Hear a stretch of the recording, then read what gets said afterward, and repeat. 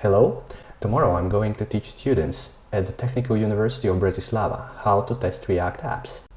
But I think it makes sense to share with you some details. Today we will look at end-to-end testing, in brief. This is a critical user journey of my app. So what is a critical user journey?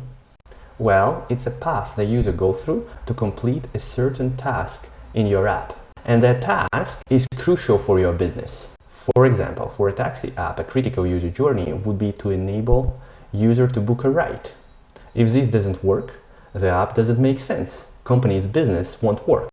And for a digital banking business, the critical user journey would be to show your account balance or letting you to make a payment. If these two functions doesn't work, the customer will quickly lose trust and switch to another competitor bank.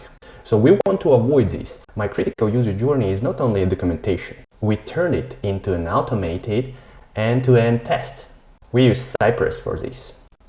Here is how it runs. The robot opens the page like the user would, fills in the payment details, submits the form, signs the payment, and sees a successful payment page.